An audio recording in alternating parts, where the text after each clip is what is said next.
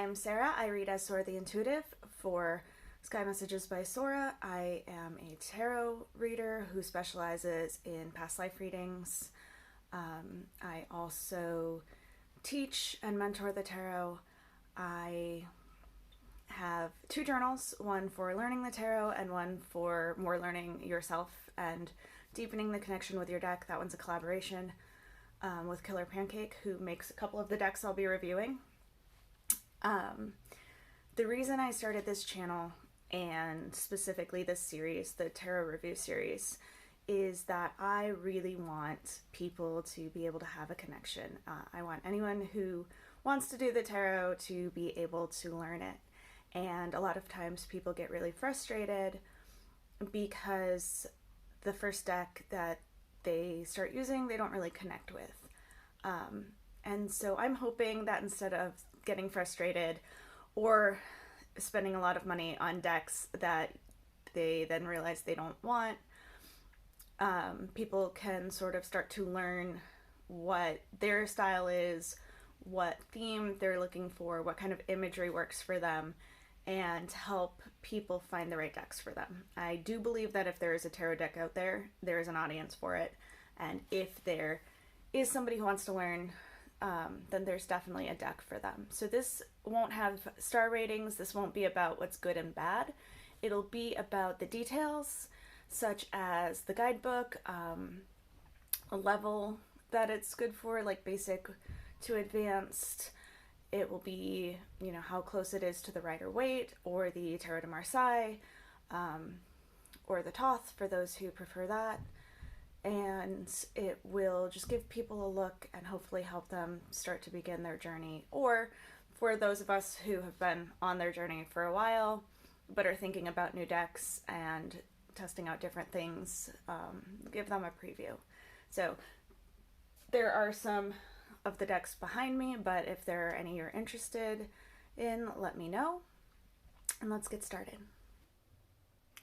For this week's tarot deck review, we are looking at the Steampunk Mini Tarot. We are specifically using the Mini, so there are only a couple of little differences, but I do want to focus on that because there is the original size out there. And while there aren't a lot of differences, there's no difference in the illustration. It will be different with things like the guidebook and shuffling. To start with, comes in a little tuck box. You can see mine's well worn. This is the one that I keep in my travel altar. So it is a little worn on the edges. It wasn't like that when I got it. I've had this one for a while. It also, being the Mini, does not come with a guidebook. That said, the one in the original is actually a very nice guidebook. So if you like this deck, but you would like something to help you on your way, you'll probably want to get the original. I love the backs of these. These are really easy to shuffle. They're small because they are the Mini, but the cardstock's the same. They're nice, little glossy, but really easy to hold and work with.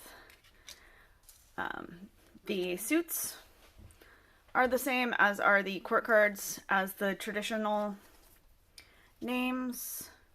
It actually sticks very close to the Rider-Waite Smith while updating it to have that steampunk feel. So it fits perfectly with its theme. You see a lot of the stained glass, a lot of the clothing. And you see all that, and that works really well. But it also does stick to the Rider-Waite Smith. Which, a quick note on that, I know I've mentioned it before, but the Rider-Waite Smith is really more of the modern standard than the traditional. The Rider-Waite Smith has been around about 110 years. The oldest known tarot deck that they have in a museum is almost 500 years old. And of course, those traditions came from playing card traditions, so the concept has been around even longer than that. So while I have nothing against the Rider-Waite-Smith, I even teach it. There are so many great resources out there. It really isn't the traditional. When I talk about the Rider-Waite-Smith tradition, that is what I'm talking about. But there are many other traditions, most of which are actually older. Again, nothing wrong with it. I just like to put that out there because a lot of people don't know that. You can see they're really gorgeous cards. So these are great for anyone who needs a deck to travel with. These and the original are wonderful if you are somebody who really loves the steampunk aesthetic, somebody who has studied the Rider-Waite. They are great for beginner through advanced.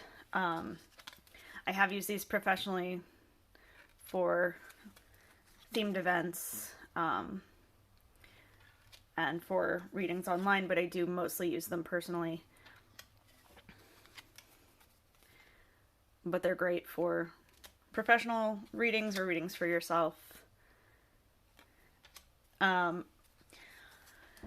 This deck's actually a pretty good one to learn on. Again, you just want to make sure that you have a guidebook and notes or whatever resources you are using to learn it. When learning the tarot, it really is best to have multiple resources so you can really catch the nuance of all of the cards. And you don't get caught up in too much of a pattern. But I really, really love these. Even their aces are a lot more special than what you usually see. But you can see how they work in the themes while still sticking to the others. Ooh. One of the great things about working with these is that they show up on camera really easily, and you can get that idea, like when we do the week ahead, everything will fit. Next week, when we do the pick-a-piles, they'll fit nicely. So it's always nice if you're doing a recording and you're doing a bigger spread, that can be really helpful. But they're just really beautiful cards. I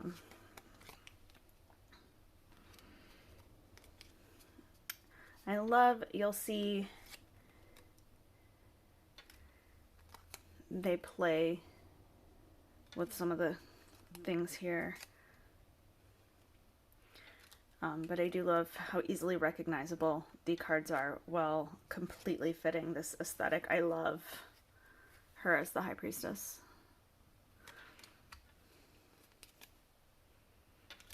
The Three of Swords is also pretty cool. If you think about the way that disappointment and heartbreak kind of slows down the workings of your heart, but you can, you know, fix them up.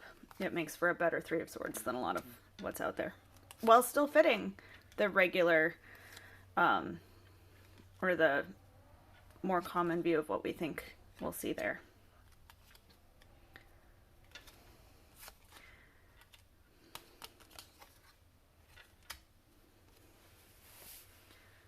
So while I am shuffling to do the week ahead spread, I will thank everybody for liking, sharing, watching.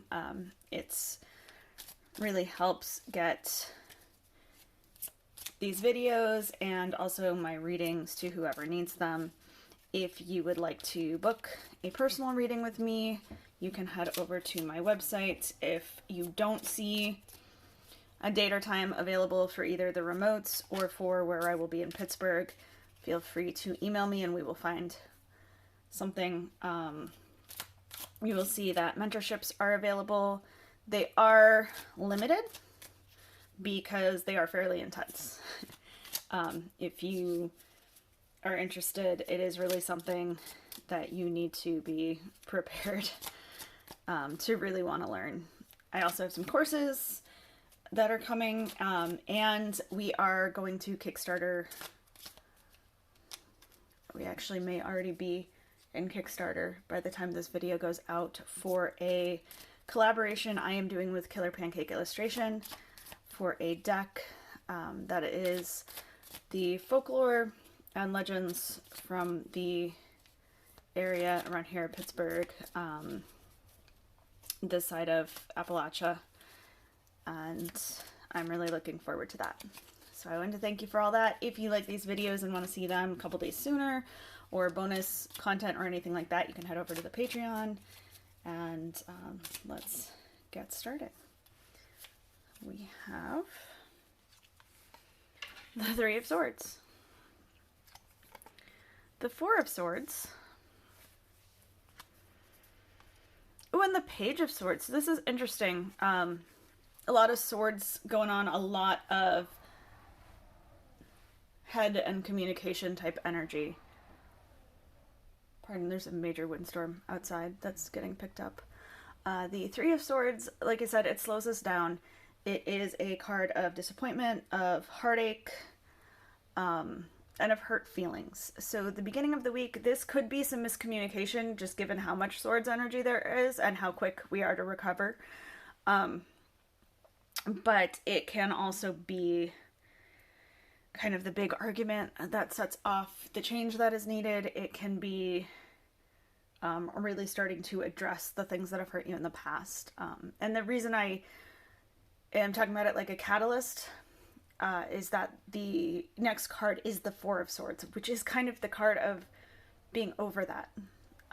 It is the rest and recovery period. It is the calm after a big fight, after a breakup, after a disagreement or being hurt, and that meditation space, that calm space where maybe you're not moving forward yet, maybe you're not doing things about it yet, but you're also not suffering as much anymore. So it's a nice, cool period of recovery.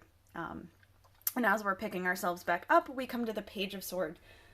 This is one specifically of communication. This is the check your email card. This is the card that says you will receive news. And so I just think it's really interesting to have these together, because it's like this big blow up and then this soft period going right into news about the things that we need to go in a different direction, to do something more fun, to do something more beneficial to us. So if the next few days start off rocky, I am very sorry about that, but know that it is, if you are able to address it, to heal from it, to see what it is bringing to your attention, it will be a big jumping off point. So good luck with all that. Thank you so much.